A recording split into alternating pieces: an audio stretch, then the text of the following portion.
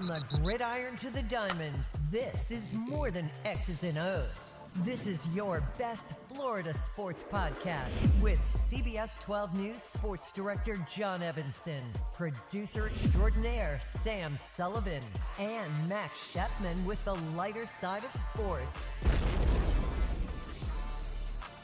We are back for episode 26. No lighter side of sports this week. Max Shepman, he went up to the launch, Yes. the big launch up. The big rescue mission. Rescue mission, Cape Canaveral. Is that where they're launching so. this rocket, this manned rocket? That's right. Yeah. So no cutaway shots, no single shots of him in the You're stuck in the with corner us. over there. Just gonna be us for the whole back to the old days, the olden days. Now, that's a crazy mission. Like, I haven't read too much up on it, but I know that there have been a whole bunch of astronauts stuck in a space station. Yes. For what, like 9 months or something? They've been there since June. Yes, it was a 10-day mission that turned into a nearly 10-month long stay. That is insane. Yeah. Really insane. Like, Yes. could you imagine having no choice? Like, talk about claustrophobia.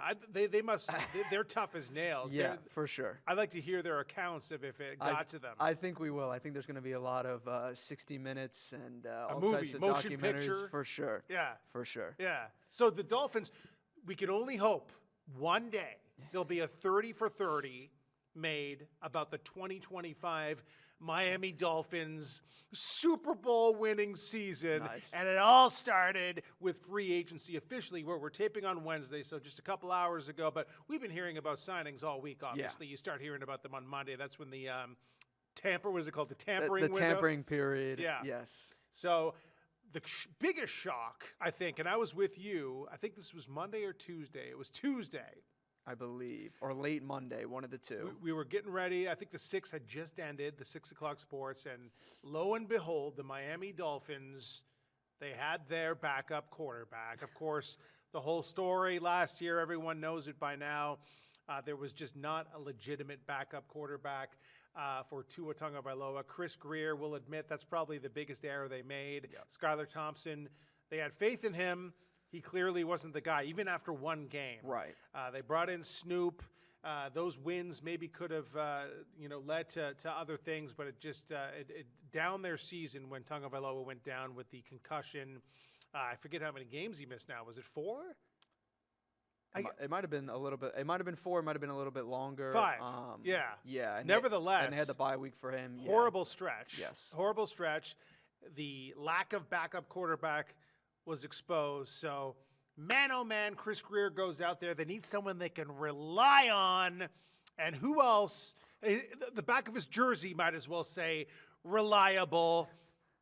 Zach Wilson. Zach Wilson. Former New York Jet fan punchline? Looking to change that, though, with the Yeah. Miami Dolphins. Hopefully, he won't need to. Right. But based on Tagovailoa's past history, you got to be ready. Yeah, and especially I think what the biggest value he brings as a backup quarterback for the Dolphins is the adversity that he's faced and how he's able to, show that to Tua, be able to tell him, this is how you can handle yourself and just kind of move forward. But Obviously, Tua's faced adversity himself. Yeah, more than enough adversity. But I think it's a different kind. His is more about his play. Zach Wilson's was more about his play. Tua's has always been injury based. So to bring that other side to him, kind of round him out more.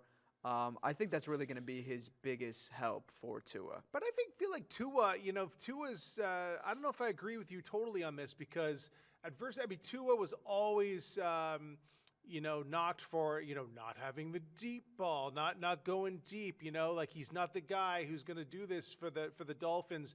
I think he has overcome a lot of that with statistically anyway, especially in the 2023 season. I don't think it has anything to do with Tua and Zach Wilson rubbing off on each other as to why they brought him in. Maybe I'm wrong. I just feel like, they needed somebody that they could have trust in, that that they could have as a backup quarterback in case Tua were to go down. I mean, I'm sure, now that I'm talking about this with you, Mike McDaniel, I'm sure that is in his mind, whether these personalities are going to work together. Right. Like Garofalo, like that's a guy who I thought maybe they might go after. Yeah, Jimmy G, yep. Yeah, but there's all this, there's a lot of reports that maybe, and who knows if they're true, that Mike McDaniel and him perhaps don't get along. We saw Marcus Mariota go on to Washington, but that's just what surprises me a little bit, that they would even take a chance. Like, obviously they feel like they can maybe fix him. Like Mike McDaniel became the Tua whisperer. Maybe he's the Zach whisperer as well. But why even put yourself in that position? Right. Why not just get the proven vet? So that leads me to believe, this is just, another we know better than you type move. Yeah, you know what yeah. I mean? Like, yeah. But it's interesting. A lot of bargain hunting. Yes. For the Dolphins. What did you think of the first couple of days? Obviously, Tyrell Dodson bringing him back at linebacker on Wednesday, one of their own from last year. Seattle gave up on him. Yes. The Dolphins picked him up, and he actually played really, really well to end the season. I think he was AFC Defensive Player of the Week for one of those weeks. Dodson was 6 foot, 240-pound linebacker.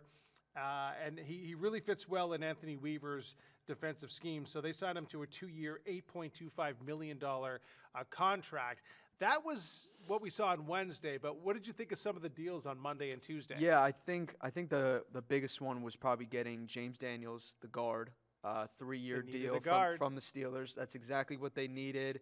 Establish him for not just kind of a one and done, but to have him for a few years, prove himself. I believe he suffered an injury where he was out for an entire season. Yeah, and that's the type of guy. So they're right there, like looking for bargains. He came at a cheaper rate. What was it? $24 million? I believe so. Yeah. A cheaper rate. If you hear do I sound different this week? I've got a horrible cold. Well, now everybody knows. I'll try not to cough. But yeah, I sound a little nasally today. But the guy who missed the entire 2024 season. And they have confidence, I'm sure, I hope, that they made sure that he's in the position health-wise to be there right from the get-go at the beginning of the season. There's no guesswork going on there. But, with an injury like that comes a cheaper price tag, for sure, which is right up the Dolphins' alley, considering, Chris Greer has painted himself into a corner here with the big Tua contracts and the Tyreek Hill contract. Yeah, I think that was, that was their top two biggest needs was, of course, establishing getting a backup quarterback and having that solidified, but also, bolstering up that offensive line for a quarterback that seems to get injured way more often than you'd want anybody to ever be injured. So those are definitely two of the biggest ones, of course. Get the running game going again, too, because that was lacking. The O-line didn't help along those lines. It's going to be interesting to see what they do with the running back position because now they don't have Mozart. Mm-hmm. He's a free agent. Jeff Wilson, also a free agent. Of course, they still have Achane, but past that, do they go to the draft for that? Is there free agents that they're still looking for? Jalen Wright, I'm looking to maybe have a breakout year along with Achane, but they really do need that physical, big, rugged power back, right? So we'll be looking for that. And as we talk about free agency here, it really is. So I touched on it. It's a situation where Greer has, I'll say it again, painted himself into a corner. They really don't have all that much money. They restructure some contracts in order to free up some money. Chubb, one of the guys who they restructured. I think they had $25 million extra dollars from all of that, magic that Greer pulled off. But cap management are the two key words here. Yeah. So you're looking at these 11 picks in the upcoming draft. Okay, so you make these type of deals, as you mentioned, that are bargains. You hope they're quality guys. You're kind of crossing your fingers a little bit. You let Javon Holland go to the Giants for a big payday. Yep. And Jordan Poyer, he might retire. So then who knows if these two cornerbacks they brought in, oh, I love it when they bring in guys who you have to look at their names and they scare you. It's Ifeatu Melifonwu, right? Is that it? Melifonwu, I know. Melifonwu for sure. Yeah, for sure. And who knows if him and Ashton Davis are going to be the answer. They certainly have a big upside to them, but again, the price tag is right. Yes. And you better nail those. They got 11 picks coming up in the draft. For sure. That's another fail-safe. That's another positive here. 13th overall pick, couple of second rounders. I think I have him here. Yeah, they also announced the compensatory picks. So the Dolphins were awarded a third rounder, a fourth rounder, and 2 sevenths. Yeah, so they can load up in the draft, and this can't be a fingers crossed. Let's hope this. They got to draft guys here who can, especially high up, who can play in 2025. So I think that will be, they'll be leaning towards those type of players in the draft, because that will be key, especially when you saw what the Patriots did, right? Oh my gosh, big spenders for sure. Big spenders. So now you got the Bills, and who's the second best team in the AFC East? Now that you've got Justin Fields to the Jets, back with Garrett Wilson, I mean they're now more of a threat. You've got a mobile running quarterback who played really well last year for the Steelers when he had those first few starts before Russell Wilson came in. So that's another thing. Of course, they have a new head coach, Aaron Glenn. So the Jets, you don't really know what they're going to be like, but they're obviously building up that team to be playoff caliber. And clearly the Patriots are going for it already. Oh, yeah. Mike Vrabel now at the helm. Yeah, bringing in a lot of defensive guys. So yeah, the Dolphins have really got their work cut out for them here. But it's not all lost. We can see some more moves here in the next few days. One of those losses that we haven't mentioned yet, which they were able to fill that void, but they did lose Braxton Berrios to the Texans. But, and again, that makes sense to me. That makes sense to me because I think what you're alluding to is Malik Washington. Malik Washington, but also who they signed from the Titans. Please share. Nick Westbrook-Ikhine. Oh, yes. So he'll be involved in special teams as well, I'm sure. Yeah. Yes, but he definitely proved himself last season as a deep threat guy for the Titans when they had injuries everywhere. He's somebody that they can rely on. The Dolphins can also rely on him as a wide receiver 3. If somebody goes down, Waddle or Tyreek, he can easily slip into that wide receiver 2 role. Big guy. Now they've got him for 2 years, so I think that'll be good for Tua. Big guy is key, and again, I misspoke there. So 6'2". He had a good ending to last season as well. He will likely, but it will be Malik Washington, is what I was trying to say, who'll be involved as the returner, the punt returner, and in special teams and whatnot, and also a wide receiver. And then, as you mentioned, the new pickup there, the big guy, possibly wide receiver number 3? I would think so. Yeah. I would think so. And I could see it as a situation where he's guaranteed to play out wide, and you've got either Waddle or Hill in the slot. Yeah. Kind of really expand that offense. But we saw the talent of Malik, right? Yes. So Berrios, I think, as he was a fan favorite. Great guy to talk to. Miami guy, yeah. Great guy to talk to in the locker room. Malik Washington is also a very interesting guy to talk to in the locker room. I got to speak to him a few times, and I think he'll be I'm excited about these young players, like last year's draft picks, because he showed what he can do late in the season. Jalen Wright, I believe, again, as I've already mentioned, could have a breakout season here. Yeah. And he's going to have to. And again, a lot of the new draft, the 2025 draft class, better be good. Yes. Better be good. Chris Greer and Mike McDaniel are literally drafting for their jobs here. More so Chris Greer, perhaps, but they can't let this season go anywhere close to how bad it went last year. No way. What's David Hyde got to say about all that? Dave Hyde, he has covered this Dolphins team for decades. He would hate me to date him like that, but he's seen it all. And he listen, I spoke with him a little bit earlier. I was particularly impressed with his take when I brought up Tyreek Hill and his rant to wanting to bring in some dogs. Right. And asked him if there's still a possibility here? Like, could the Dolphins? I know what Max would say here if he were here. He was like he wants them to unload Tyreek and as soon as possible, get that money and get some new talent in here. But Dave Hyde, man, he has a fiery take on that one. So let's throw it to the Sun-Sentinel columnist, longtime Dolphins reporter, David Hyde. We are joined now by the great Dave Hyde, Sun-Sentinel columnist. He's covered the Dolphins for years. Let's talk about the elephant in the room. Biggest blunder last year was, of course, not having a backup quarterback. So Chris Greer, I mean, they had one, but it was Skylar Thompson. He wasn't suited for the part. Tua Tagovailoa goes down. He's got the injury history, another concussion. So first order of business, one of the first order of business this year, they got to get one.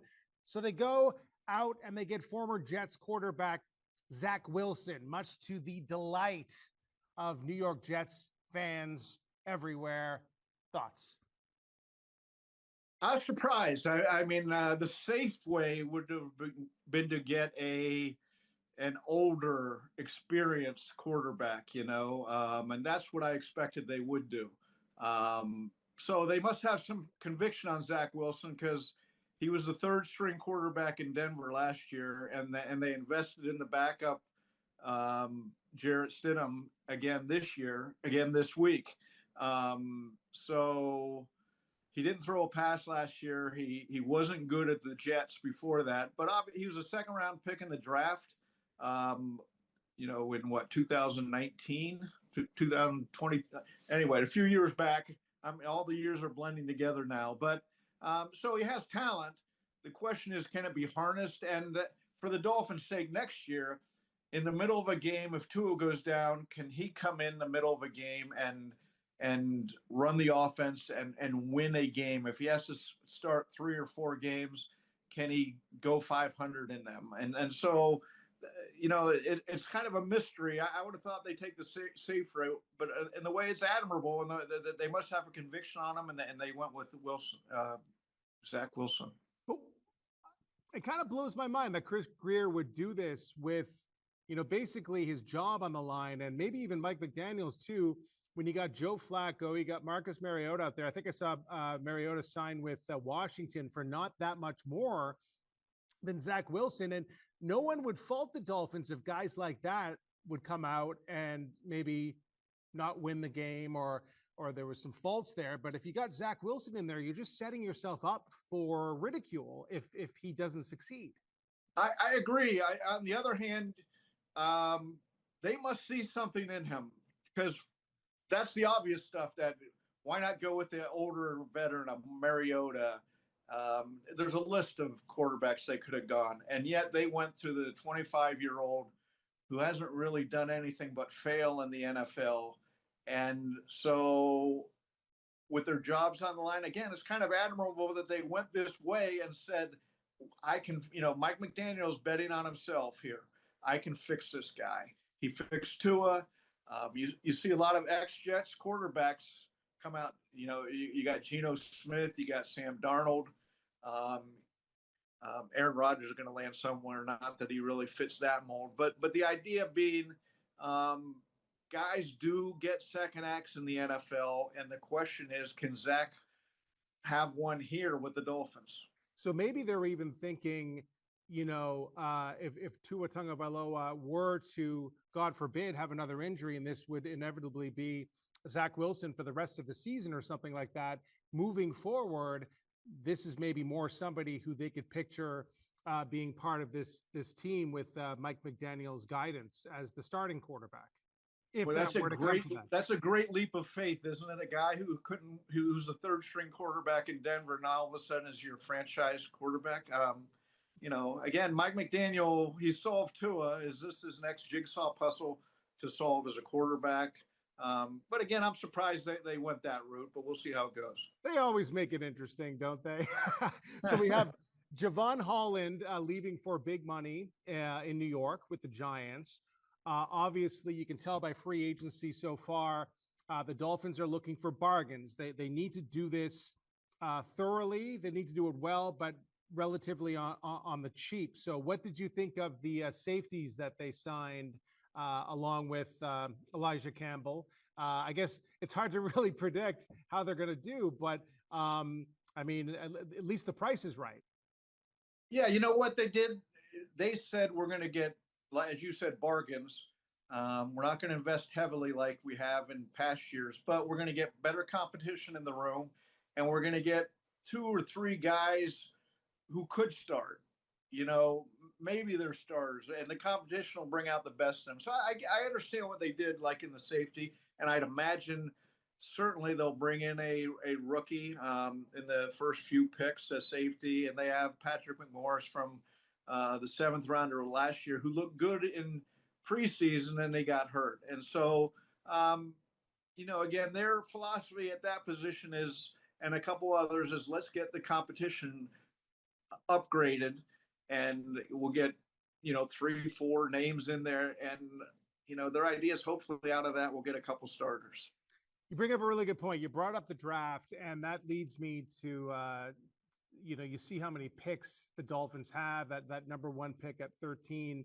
A lot of the plan heading into 2025 has got to be, you know, nailing these draft picks, like guys who can start like in 2025. That must be their mindset. Do you think that override, like there's a lot of upsides here and there, but they got to draft guys who are ready to play in the NFL now, especially with the upper echelon picks, right? Yeah, no more of this. We're putting our 2nd round pick on scholarship, or gosh, we hope the 3rd round pick can play. They need their 1st rounder, 13th pick overall definitely has to be a starter, because they still have so many needs at cornerback. You know, they probably need another guard. They you know, need a defensive tackle. So the first 3 picks, I think, would have to be starters. And you look around the league, and that's really not asking too much. That bar isn't too high. It's just been too high for the Dolphins lately.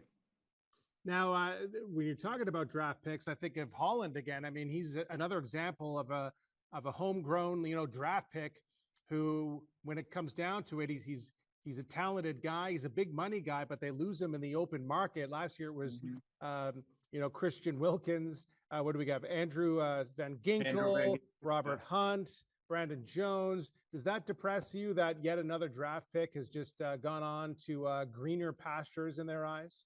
You know, it's, to me, the mystery of the Dolphins is managing their roster, in that, yes, Christian Wilkins at $28 million. I get why they didn't invest in that. That's a lot of money but why let it get to free agency? Why not the year before sign a Brandon Jones before he gets expensive, or even Andrew Van Ginkel? I mean, he wasn't expensive. So they have some good players in their hands, and they work with them. The first job of a GM of a team is to self-scout yourself properly. And I look at just the mismanagement of the roster, and they got old and fragile, and yet they letting all these young guys walk. And so they have to do a better job of that. Now, before I let you go, from a Dolphin standpoint, Tyreek Hill, of course, has said in one of his mini rants over the offseason, we need to get some dogs in here, meaning, you know, some talent around it. Are they going to satisfy Cheetah, or will Cheetah, in your, if you were to guess, might he still be part of getting the dogs in here? Would you see a possible deal for Tyreek Hill to sort of shake this team up completely? Is that still a possibility? Well, he wanted out of town, and I'd say there's a bus running every hour. Get him on and then have him go out. A guy who quits on my team the way he did, I don't need him talking about we need dogs on the team. We need him on the field. Okay, enough of that. We need dogs. He gave up his leadership role and all that when he did that, and so I you know, he didn't go to meetings. He's late to meetings. He doesn't show up on the field when they need him. I mean, I don't know why he's ranting about what they need. What they need is him to act like a pro, and that would be the first step to having a better season for the Dolphins. All right, we'll end right there, and thank you, Dave. Hopefully you'll come back a little bit later, and we'll talk some Panthers. All right, so man, the NFL season never ends. We're just, you know, this is exciting this week here, and then we got the draft. They just kind of put it together perfectly where Yes. you've always got something to look forward That's to. right. As far as the safeties go, Ashton Davis had 2 interceptions last year. Guess how many the Dolphins had total as for all of their safeties? 2? 0. Wow. 0. No interceptions from a Dolphin safety in Wow. 2024. So that's already an upgrade. That's right. Let's end on a positive. Let's end on a positive For right sure. there. All right, so we have. Want to talk golf? You want to talk a little? Yeah. What a bummer, man. Like I Tiger know, a Woods. shocker to the golf world. He was on his Jupiter Island, golf setup there. He's got some chipping opportunities, putting. Probably, I don't know. Can he grab a driver in his backyard? And he's probably got a simulator or something. Yeah, he's probably got some. TGL probably made 2 of them and yeah, gave right. him one. TGL, yeah, he got the yep. But my goodness, he felt a pop and an Achilles. He had to have. It was an Achilles surgery, His left right? Achilles. It was described as. Do you have it? It was described as like a minor. He said Woods, while training at home, Woods felt a sharp pain in his left Achilles, learned it was ruptured, ruptured. and had surgery. Yeah. So no timeline has been given for his return. The doctor did indicate that he would have a full recovery. And we know everything that Tiger's been through. We don't have to list like all of the things. He had his leg reconstructed, for crying out loud, after that car accident in California. But a full recovery, I would assume, means back to what his current state was when we saw him play at TGL over the past few months. Right. But unfortunately, we're going to the Masters for our yearly coverage in under a month now, or just about a month, and no Tiger this year. That's been a while since we have not seen Tiger Woods play at the Masters. Yeah. And Rory McIlroy indicated this week that he doesn't think that he's not expecting to see Tiger Woods play this season, which is a shame. I feel lucky that we got to see him at TGL. Yep. That was really fun to play with Jupiter Links. But the fact that, that golf is trying to find its footing in so many ways right now with major season coming up, PGA Tour, TGL got people piqued their interest. The semifinals are coming up this week. Oh, I should say next week, Monday and Tuesday. Live Golf is going on. But, no Tiger Woods. I don't know how, if that's going to affect the hype just a little bit. I think it will. I think it will, especially to an audience who isn't really your avid golf fan, who kind of knows a lot of the guys and follows them. But for your average golf fan, Tiger Woods, and to lose him, for most likely the next 9 months or probably for the rest of the year. That's typically what an Achilles recovery takes, that timetable. So to lose him for that long, you might lose some watchers for certain events. The Masters, not having him is going to be a big loss. But that's not to say there's not big names in it. Well, maybe you could argue that TGL came at the perfect time because you saw some of these other golfers in prime time on ESPN every Monday and Tuesday. Very true. Got to know their personalities. I mean, everyone already knew, kind of Ricky Fowler and Rory and those type of guys. But just to see maybe some of the other guys mic'd up and talking, and you could put a face to them more than ever now. You got Scotty Scheffler isn't involved, but like guys like him and some of these new guys that are starting to put up W's. Maybe there's enough there now that people have sort of gotten more of an itch for golf from that ESPN TGL experience. That Tiger, it's all Tiger's I mean, him and Rory. Yep. It's almost like he's, laying down these little treats for golf to survive in a big way and to flourish, even with him now, unfortunately, sidelined. Yeah, I definitely think that season, this league, it certainly helps out with, more golf fans to be able to get involved, or even not golf fans at all. I mean, you talked about it throughout the season while the TGL was going on. Your 2 children watching it. being completely hooked and beforehand not really following golf all that often. It's My daughter especially, Yes. She's somehow taken with it. She'll watch it. Yeah. And it's like, most sports, she'll just turn her nose up and walk away. But something about TGL, man. If it could target that audience, I think they're doing a justice, and I think they'll be just fine without Tiger this season. Well, we are looking at this week, actually, another cool, speaking of golf, like just offering us more than it's ever offered us before, the James Hardy Pro Football Hall of Fame Invitational, you may or may not know, is coming up in Boca Raton at the old course at Broken Sound in 2 weeks. 2 weeks from now, April 1st through 6th.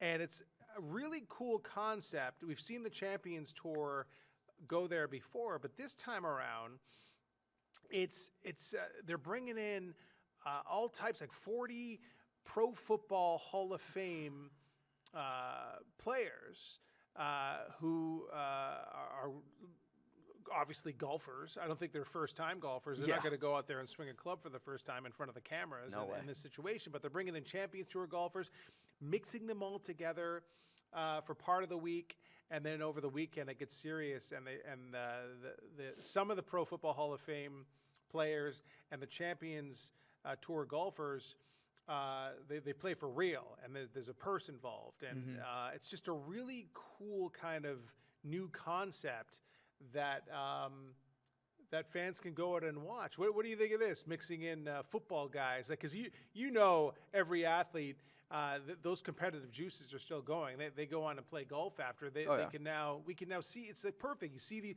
what more popular sport is there than football in America? You go and you see those guys play. You get to talk and chat with them, but you also get to take in some golf. Yeah, I thought it was a really great thing when they did those events where it was Tom Brady, Aaron Rodgers, Josh Allen, Patrick Mahomes, getting those guys to go out there, face each other in golf. Good point. We've seen it there. Yeah, so to see that with current players, back then they were current players, and then now, of course, this event has been going on for a while, but to see Hall of Famers do it, I think that's it's always been the transition for football players. If they're going to keep going and stay active in the sports world, it's 9 times out of 10 football to golf.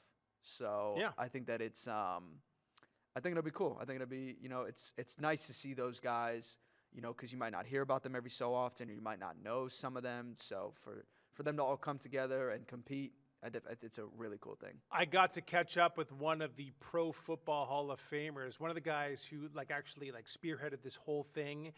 It was his idea to kind of get the Pro Football Hall of Fame players involved in this, and I'll surprise you. Guess who I spoke with? Here's that interview. We are joined now by Pro Football Hall of Fame cornerback Ronde Barber, whose passion for golf is almost as amazing as his football career was as well. And of course, the James Hardy Pro Football Hall of Fame Invitational is coming up in 2 weeks in Boca Raton. And the organizers there told me this would not be happening as far as the Pro Football Hall of Fame being involved if it wasn't for you. You had the bright idea to kind of combine these things together.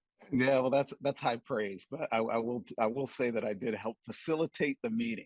That's about the only thing I did. James Hardy was looking to launch this event, and they were trying to get the NFL Players Association involved. And then Hollis Kavner, who from ProLink Sports, reached out to me through my tournament director at the Valspar Championship, which I'm general chair of, Tracy West, and said, "Why don't you ask Ronde about this?" And I said, "You know what? I could ask Jim Porter from the Hall of Fame if he'd be interested, and if we could get the Pro Football Hall of Famers invested in this." And to me, it seems like a better idea anyways. It's champions of one league with, the legends of another getting together to do what they both love. So I was just a small little connecting piece in the whole operation.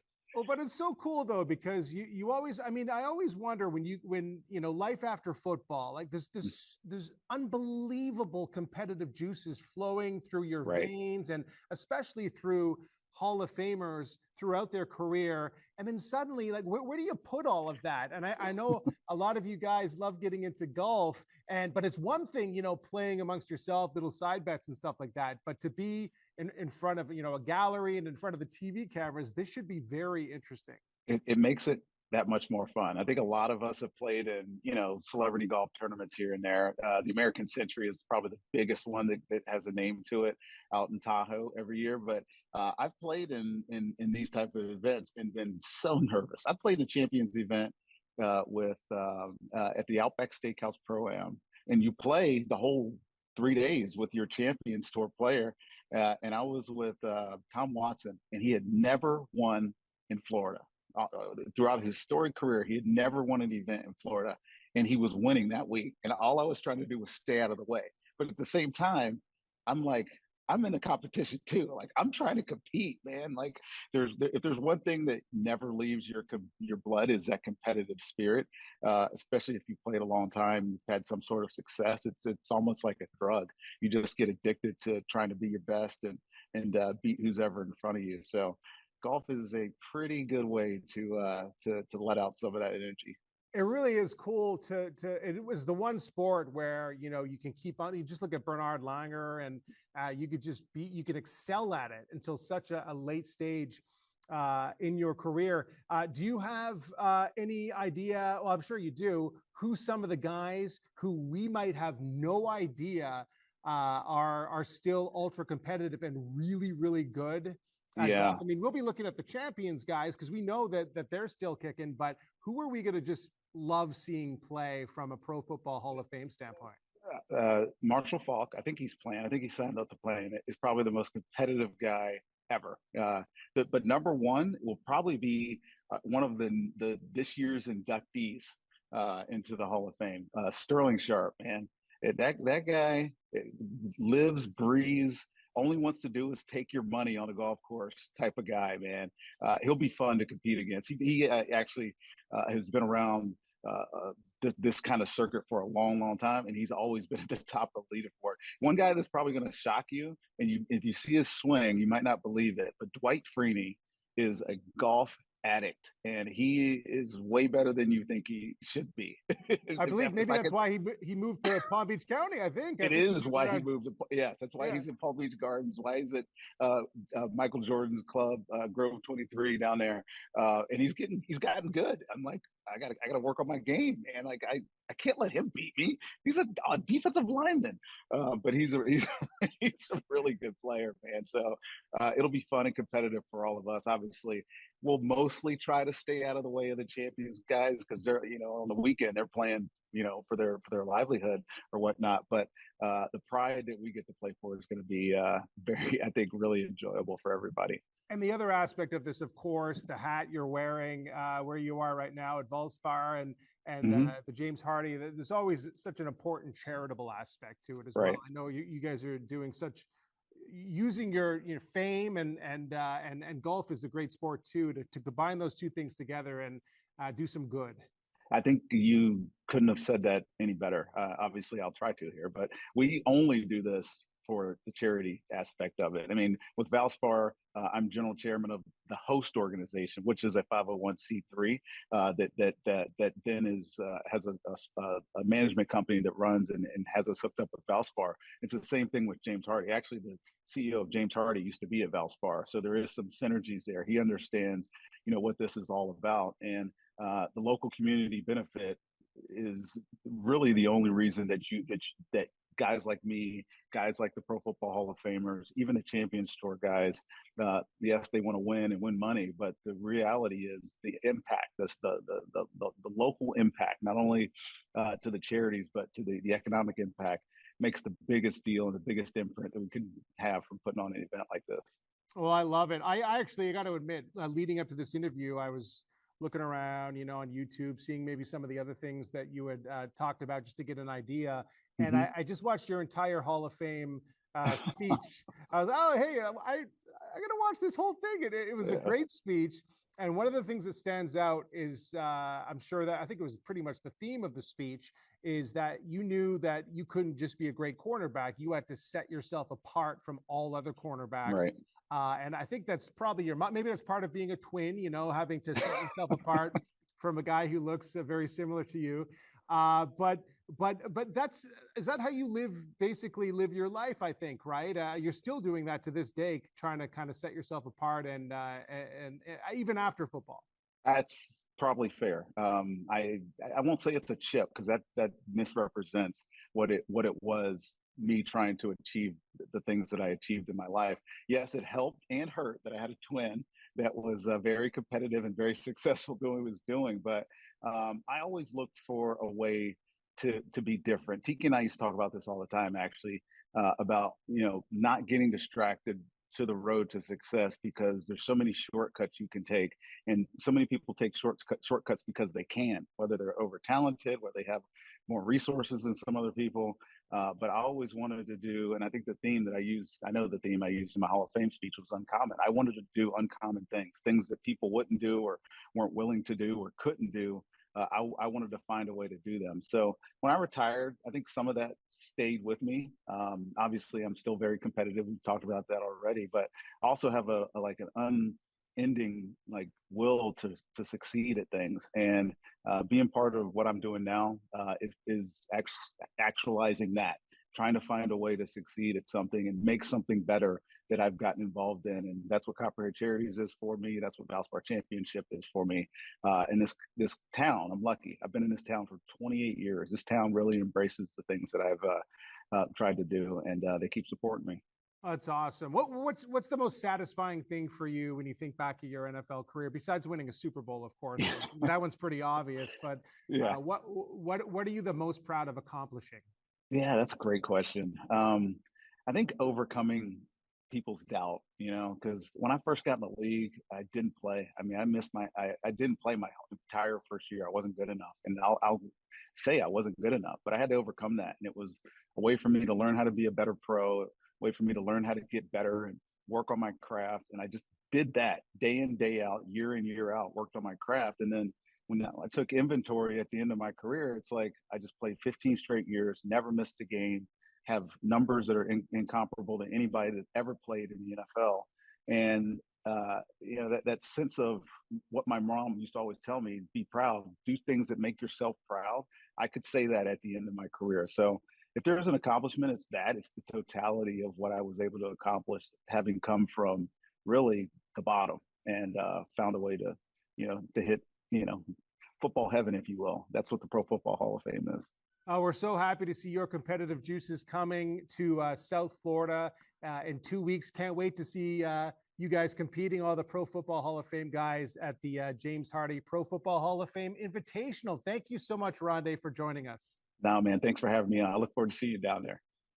Oh, he is such a great guy. I forgot to ask him if he plays with Tiki, his brother. Yeah, I would imagine they have. Definitely for bragging rights. Thanksgiving dinner, they're probably, well, I beat you this year. Nah, I beat you last year. Yeah, I would definitely say that's going on. Those two, imagine that's so crazy having a twin. You know what I mean? It's hard to imagine, but they work off each other, but it also inspires them to be individuals and to try to separate themselves. I think that's what that obviously was something that bode well for them for sure in their career. So great to talk to Mr. Barber there. Looking forward to that golf April 1st to April 6th. The James Hardy Pro Football Hall of Fame Invitational. Hockey players love to play golf too, Sam. Oh yeah. But they do not want to play too early in the season because that means they didn't go deep enough in the playoffs. That's right. The Panthers haven't been able to play very much golf, thank goodness, over the past 3 years or so. Yep. 2 straight Stanley Cup final trips. They won the Stanley Cup last year, of course. That's why, I took that off the ice during the celebration. Oh, is that right? No, I made that up. But where were you as the trade deadline hit, the NHL trade deadline, and Bill Zito had pulled off more absolute magic? Unbelievable. Insane. Where were you when you heard the news? I was at my desk. You're at your desk. At work. 2 minutes had passed. It was 4:02, I believe. The trade deadline had finished. There's always those late ones that trickle in. So what a treat for Panthers fans. Like, they're thinking, I'm happy with this team. They got Seth Jones, replacement goalie for giving up Spencer Knight. And boom, all of a sudden, reports come in. Brad Marchand, the guy who Sam Bennett sucker punched, one of the biggest enemies of the Florida Panthers when they played the Bruins in that playoff series last year. Brad Marchand, how do you possibly add that type of a personality, that type of a talent to this already stacked team? Could this be possible? Yes, it happened. Bill Zito, amazing. Yes, for sure. And it was funny because last week when you spoke to Bill Lindsay, he said, don't expect any more big signings. Even he didn't expect something like this. And then this happened. So it was just, I mean, such a treat for the team. Obviously not playing right now, still dealing with an injury. But he skated with the team before the Boston game, so he's on the ice. You can only first game with the Panthers, he's going up against back his in old Boston. team just that quick. Yeah, and he didn't play in the game. Obviously, he's still dealing with the injury. They don't tell you in hockey; they just say lower body injury, upper body could injury. Be anywhere. Could be a toe. But the fact that he's skating is a good sign that he's close to coming back. And he was a little shell shocked by the trade. Even he didn't expect. Like, he was completely upset. He admits when it happened. Yeah. He wanted to be a Bruin for life, but who could be upset about being here in South Florida? First of all, beautiful weather. You could just watch the replay of the Stanley Cup celebration on the beach. Beautiful day. It was raining actually, but you know what I'm saying. Afterwards, a couple days afterwards, it was. But Bill Zito, for a second round draft pick that could turn into a first rounder, how does he pull these trades off? I don't know. He's an absolute guru. Yeah, he is definitely a Houdini. Yeah. What he was able to pull off. The other guys that he was able to bring together, of course, Seth Jones, backup goalie Vitek Vanacek, Nico Stroom. So it was. They needed these additions, especially with Matthew Tkachuk out for the remainder of the regular season. We hope he's back for the playoffs with that injury sustained at the Four Nations Cup, and also Aaron Ekblad suspended 20 games. 20 games for PEDs. So that was a shocker. We're not used to bad news for the Florida Panthers, but the fact that they got Seth Jones, they needed to upgrade their defense for sure. But now, in light of what we've seen happen to Ekblad, that was massive. But even without knowing it, Zito seems to always make all the right moves. So let's go back to Dave Hyde. He covers the Panthers almost as much as he does the Dolphins, and get his reaction on where the Panthers are at after the trade deadline. Sun-Sentinel columnist Dave Hyde joins us once again. And man, oh man, can we officially start calling Panthers general manager Bill Zito the Godfather? That was, Pat Riley, that was his, nickname for years and years. But the South Florida sports community once again shaken to its core at the trade deadline with another doozy from Bill Zito with Brad Marchand. He is running a masterclass on how to run a pro sports organization. From the time he walked in that door, look at all the moves he's made that have transformed this organization from just being a 2-decade laughingstock to Stanley Cup champions. And now with what he did this week, he's really given them, you look around the league, talking to the hockey people, and they're all of a sudden, again, the team to beat because of moves this week. What was your reaction when, I was watching right when the deadline hit, and it was kind of like, they'll say some more deals will come trickling in, but you kind of figured that was it. And, 1 or 2 minutes later, one of the insiders, Elliot Friedman, up in Canada, was like, I am seeing Brad Marchand to Florida. I almost flipped my lid and jumped out of what was your reaction? So I was out at the Panthers, and it's the 4:00 is the deadline, and we're a few minutes to 4. Nothing's happening, and we're getting ready for, send stories, finish them, get ready for Bill Zito to come in and sort of wrap up the day, have a good Friday night, and all of a sudden saw that, and I thought, whoa, here we go. And Brad Marchand, again changes. The top 6 of the front line of this team. That's what they, all of a sudden you've got Sam Bennett, Matthew Tkachuk, Brad Marchand. They're all cut from the same cloth, all guys you would not want to play. And here they might be on the same line. So it was It was you know what, again, Bill Zito completing that deal. This is the Panthers window, and they're going all into it in a good way. Yeah, it's Marchand. It's tomato, because I grew up in Canada. So I say that Marchand, kind of more French way, but I hear more people say Marchand. I think it works either way, but you were at his press conference, right? Like, he's such an honest guy. He's not pulling any punches. He said he was upset at first, like when this happened. He wanted to be a Bruin for life. It was natural. He was kind of hurt probably and shocked. And he's not hiding that from Panthers fans, but I also don't think he's going to be sulking for too long. This guy's a winner. Yeah, no, that was one of the, the golden press conferences to be at, introductory press conferences, because he showed you the full personality of the jokes, walking out and saying, do I have a tan yet? And then the emotion of leaving. Look, and you can appreciate the emotion. Here he was the captain of Boston, won a Stanley Cup there, played 16 years there.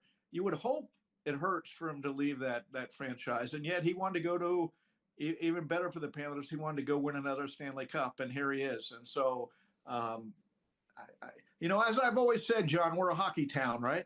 Yep. Yeah, you've always said that. You have. Right when he took that Dolphins job 30 years ago, you were always saying that. Sam Bennett, though, is the guy who sucker punched him. So weird. Like, you've got these teammates who you've absolutely hated. Guy who gave you a sucker punch. You've got Nico Mikola slamming you into the boards every time you touch the puck, and then suddenly it's a family affair. You got to love each other. It's such a strange sport that way, isn't it? Yeah, there's a strange code of, okay, you just beat me up and pounded me into the ice, and now we're best buddies. And it takes a certain type of player and person to follow that code in the right way. Yeah, Bennett, you talk to him, and Marchand, you talk to him, and Tkachuk, they're the same.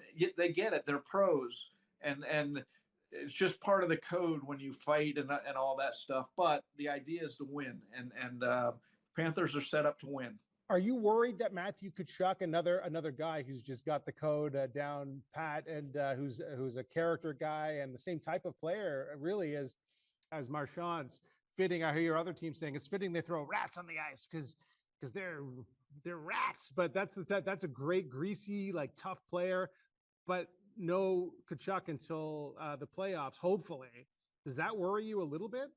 Well, no Tkachuk, and now no Aaron Ekblad, who's suspended 20 games. Yeah, I want to talk about that too. Yeah, performance-enhancing drugs. So, yeah, I mean, if you're the Panthers, you want to go in healthy and in stride into the playoffs. And now, they'll be adding players as the playoffs first series moves on, assuming Tkachuk is there at the start. And Ekblad's going to miss the first 2 games of the playoffs because he's out 20 games. And so, yeah, look, everything's concerning when you go in the playoffs, but when 2 of your top players aren't going to be there, that's something you got to prepare for. Yeah, that's straight. So another thing we didn't expect, rare bad news for the Panthers, was Aaron Ekblad suspended 20 games for performance enhancing substances. There's very few details on this. He says it was a mistake.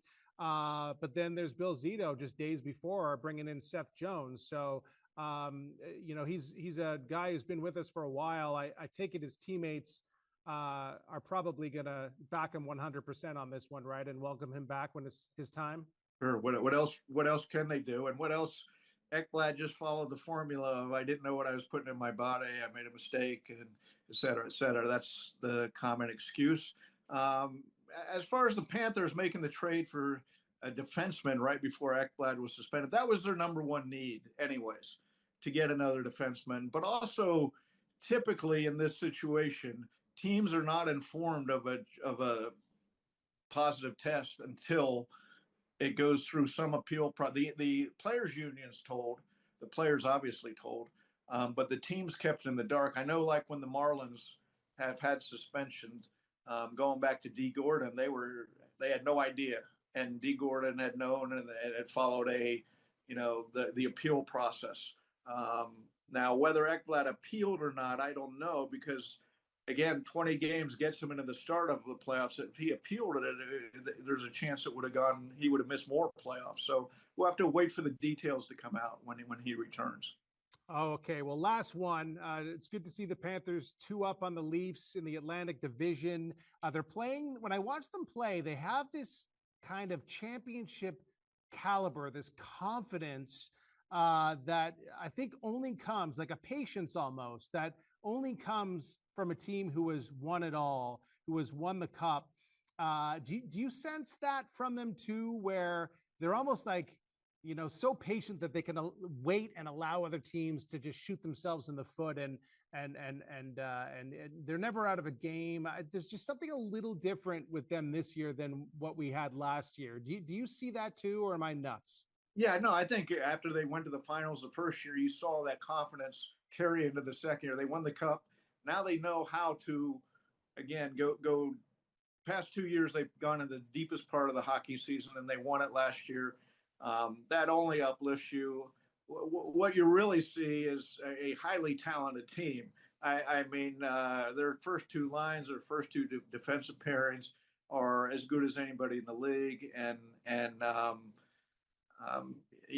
Then they get the emotion of, here we're getting two, not just one, but two veteran stars to solidify the lineup. So they're all set. Once they get Kachuk and Ekblad back, they're all set for another big run.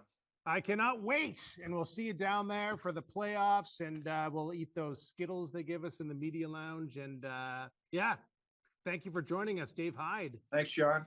Yeah, the Panthers have been riding high. They were coming off a 6-game winning streak where I think they'd only given up like 3 goals over that span or something ridiculous, 5 goals, something like that. But then in Boston, for that game that we talked about, they kind of pulled a Miami Heat. They were up 2-0 in the third period and just gave away the whole game.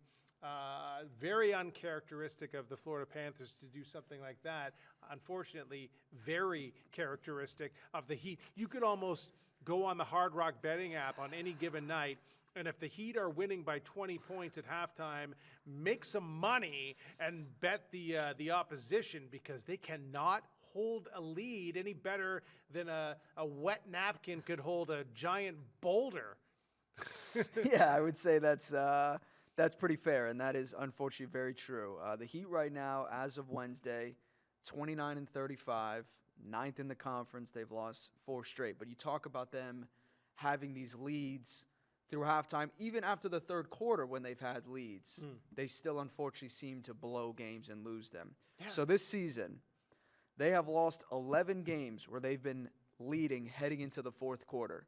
Had they won all of those games instead of losing them, they would be 40-24, 4th in the Eastern Conference. Wow. Compared to 29-35. Do you know how many of those blown leads have happened since the Butler trade? Is that because I feel like there's been a lot. There has been more than half. More than half have happened since he's been gone. But a handful did happen when he was still with the team and still playing with the team. Is it just a case of Wiggins, Mitchell, Anderson, those guys still kind of adjusting to this team? I mean, I feel like the adjustment period, as far as blowing leads like this, at least, should be over by this point. I would say it's past. And there's been games where they've blown these leads where they haven't been able to score double digits in the fourth quarter. They've been held to 8-9 points, and they're letting the opposing team score 30+. So it's just some of those leads have been only 3-4 points, but some of them have been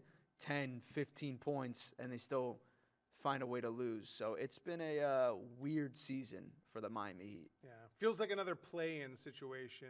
Maybe if we're lucky. If we're lucky, I know. Meanwhile, Butler's killing it, right? He is. The Warriors. Him and the Warriors, yeah, they've been climbing the Western Conference standings. The temper tantrum guy, troll, the Miami's biggest troll next to Tyreek Hill, choose your troll. He gets everything he wants. Yep. And he's having a blast in San Francisco, enjoying himself with probably the greatest point guard of all time, Steph Curry, Isn't it funny how professional sports works? That's right. That's right. There won't be any trades for us on the podcast. We're not going to be moving on. I was going to tell you when the cameras turned off. You've been traded to the I-team. Okay. I'm sorry, man. Okay. You So got to cover some hard-hitting news. It's funny because I actually heard, I was going to tell you when the cameras turned off, I actually got traded to the Dan Le Batard show. Oh, So, okay. Yeah. So I'm going to new change of scenery. You got to grow the beard back, though. I just think it would be better suited. Yeah, we'll see. Maybe I'll grow half. Who we getting back? I think you're getting a camera guy. Great.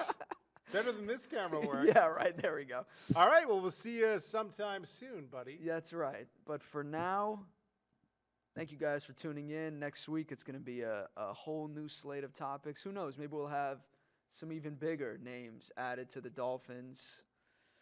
Yes. Maybe. I mean, yeah. That'd be nice. 'Cause that better happen. there's still a lot of gaps to be filled. But for now, enjoy what we have. Hope you enjoyed this episode, and we'll be back next week. Best Florida Sports Podcast drops every Thursday morning. Listen on your favorite platform or watch on YouTube.